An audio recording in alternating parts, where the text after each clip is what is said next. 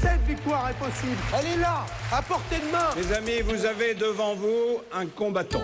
Europe 1, matinale spéciale présidentielle. Thomas Soto. Avec comme invité François Fillon. Bonjour François Fillon. Bonjour. On va bien sûr parler de votre programme, mais d'abord je voudrais qu'on parle de vous, parce que finalement avec tout ce qui s'est passé ces dernières semaines et cette affaire d'emploi présumé fictif de votre épouse, qui pollue votre campagne et celle de votre camp, beaucoup de Français, beaucoup d'électeurs, François Fillon, se demandent qui êtes-vous vraiment, vous qui il y a quelques jours à Besançon vous présentiez comme le rebelle que le système n'arrêtera pas.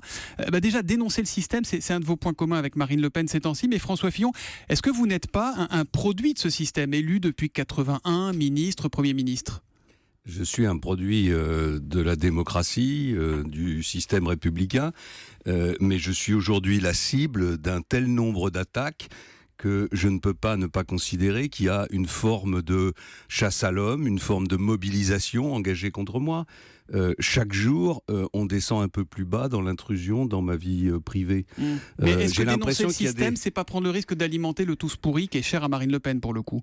Enfin, la question, c'est pourquoi ? Est-ce que c'est en raison de mes positions économiques ? Est-ce que c'est en raison de positions conservatrices que j'ai pu prendre sur certains sujets de société ? Enfin, qu'est-ce qui explique qu'il y ait des centaines, je sais pas, des dizaines en tout cas, de journalistes qui fouillent dans les poubelles pour s'occuper de mes costumes, de mes chemises et pourquoi pas de mes caleçons ? Il y a un moment où les Français voient bien qu'il y a une personnalité dans cette compétition pour l'élection présidentielle qui est la cible de toutes les attaques, de toutes les pseudo-révélations.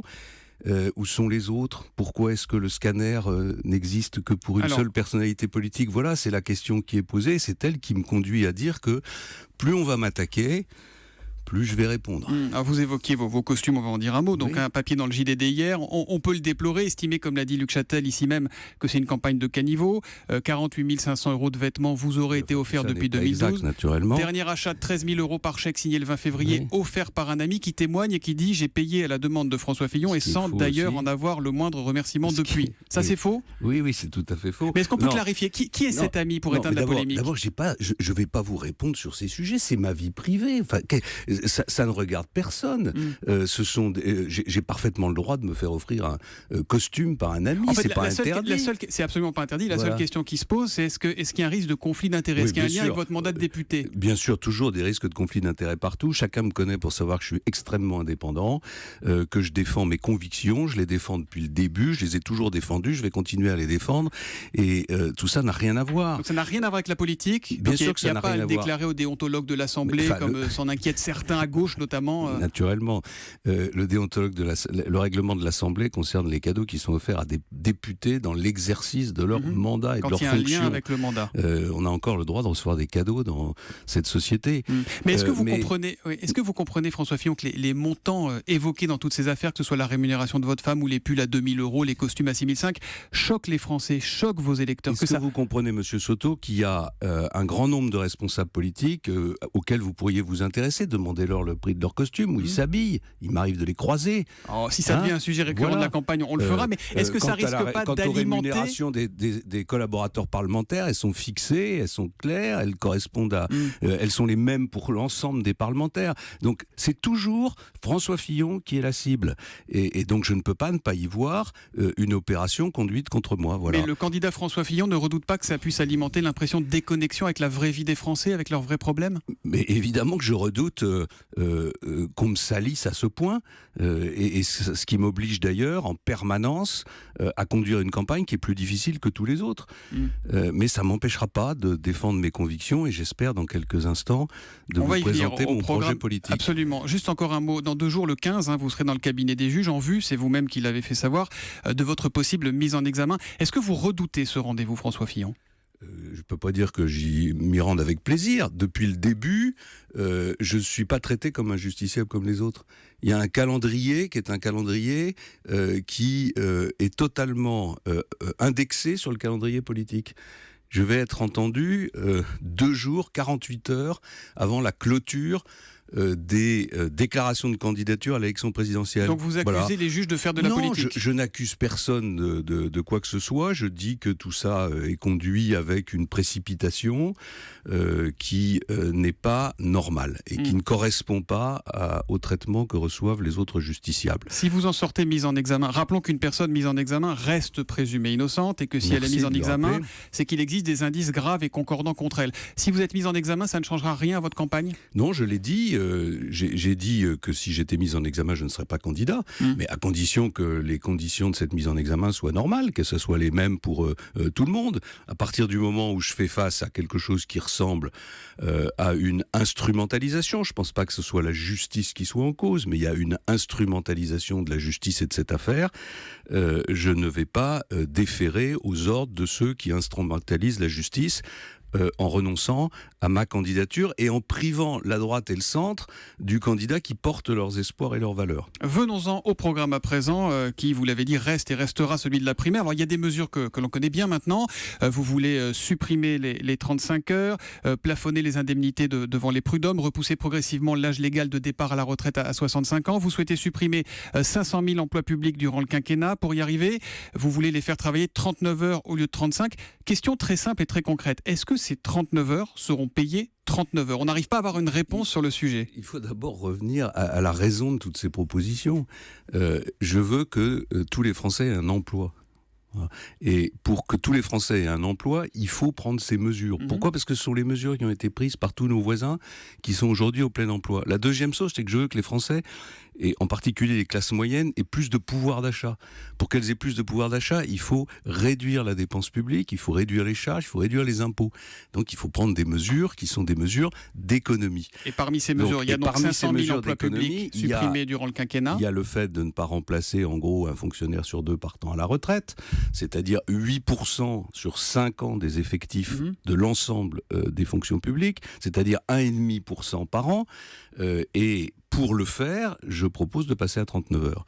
Est-ce que ces 39 heures seront payées 39 ? Je propose de passer à 39 heures annuelles, c'est-à-dire 1790 heures. Et puis ensuite, on ouvrira une négociation, secteur par secteur, pour voir avec les personnels comment on améliore les salaires, comment on augmente le salaire. Naturellement, le salaire doit augmenter. Deuxièmement, comment on améliore les perspectives. Il augmente jusqu'où le salaire ? Est-ce qu'aujourd'hui, vous dites aux fonctionnaires, vous devrez travailler un peu plus, en partie gratuitement ? Je dis aux fonctionnaires aujourd'hui, vous êtes, si rien n'est fait, condamnés à n'avoir aucune augmentation de salaire pendant les 10 ans qui viennent. Ça, c'est la situation d'aujourd'hui. Et c'est celle qu'on leur propose pour les 10 ans qui viennent, parce que la France est en endettement et même en surendettement.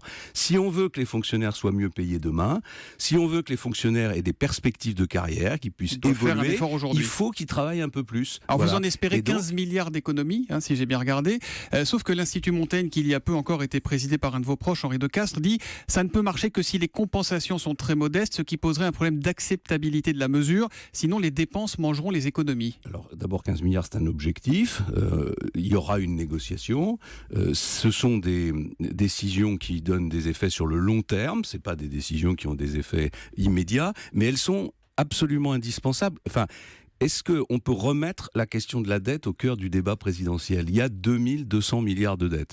Ça fait 100% de la richesse nationale, ou un petit peu moins, 97 ou 98%. On est dans la zone rouge, on est dans la zone de l'Italie, on est dans la zone de l'Espagne, on est dans la zone du Portugal. Et on débat de la question de savoir s'il faut réduire de 1,5% le nombre de fonctionnaires.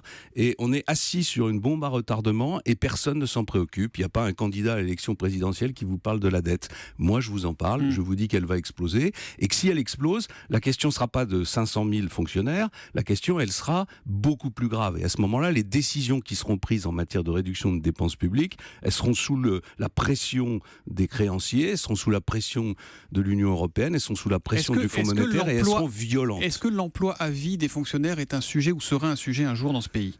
La question qui se pose, et que je pose d'ailleurs dans mon programme, c'est celle de certaines fonctions qui ne nécessitent pas de statut particulier. Il y a toute une série de fonctions publiques qui nécessitent un statut. Un militaire a besoin d'un statut, un juge a besoin d'un statut, un policier a besoin d'un statut, et il y en a d'autres. Mais il y a des fonctions dans les collectivités locales, dans l'administration de l'État, qui peuvent très bien être remplies, qui le sont déjà d'ailleurs par des contractuels. Et donc moi, ce que je propose, c'est qu'il y ait une plus grande liberté, notamment pour les collectivités locales, de recruter des personnels sous contrat. Alors, vous ne voulez pas toucher, François Fillon, au domaine de la sécurité et de la justice, pour des raisons qu'on peut largement comprendre et sur lesquelles vous reviendrez avec Fabien Amias tout à l'heure.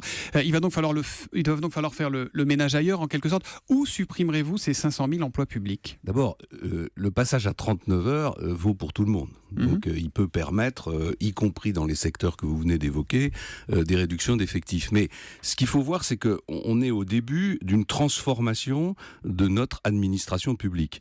Ça veut dire, pardon, mais pour être très concret, ça veut dire qu'il y aura moins de monde à l'hôpital. Ça veut dire numérique. Ça veut dire qu'il y aura moins de monde dans les écoles. Non, mais attendez, il y a 5 600 000 ou 500 000 fonctionnaires. Ouais. Voilà.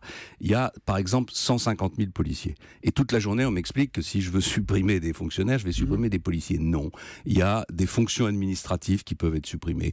Je vais prendre l'exemple de la police. Dans la police, il y a 20 000 policiers qui ne font que des fonctions administratives, que des tâches administratives. Je veux qu'on supprime ces tâches administratives et qu'on remette des policiers sur le terrain.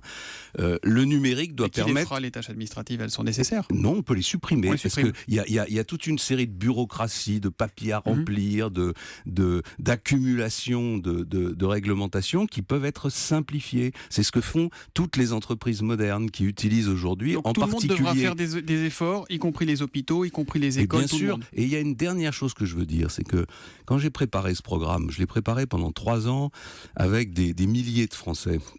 Tous m'ont dit la même chose. Il faut qu'on arrête de nous emmerder. Il faut qu'on nous fiche la paix. Il faut qu'on nous laisse un peu plus de liberté. Or, c'est bien lié. C'est parce qu'il y a une suradministration dans notre pays que beaucoup de Français ont le sentiment de ne pas être libres d'aller au bout de leurs rêves, d'aller au bout de leurs projets, d'aller au bout de leurs initiatives. Il y a 15 millions d'habitants de plus en Allemagne et il y a moins de fonctionnaires. Et quand vous allez en Allemagne, vous avez l'impression que c'est un pays qui n'est pas administré, où il n'y a pas d'infirmières, où il n'y a pas d'enseignants. Ils ont des meilleurs résultats scolaires que nous. Ils ont en matière de santé d'excellents résultats. Donc on entend que c'est un système que vous voulez revoir. Parmi vos propositions... Les collectivités locales, 1 million d'emplois supplémentaires depuis une vingtaine d'années. Est-ce qu'il n'y a pas des questions à se poser ? Vous souhaitez également augmenter la TVA de 2 points, alors simplement sur le taux supérieur. D'un côté, François Fillon, vous supprimez l'ISF, vous créez un prélèvement libératoire à 30% pour les revenus du capital.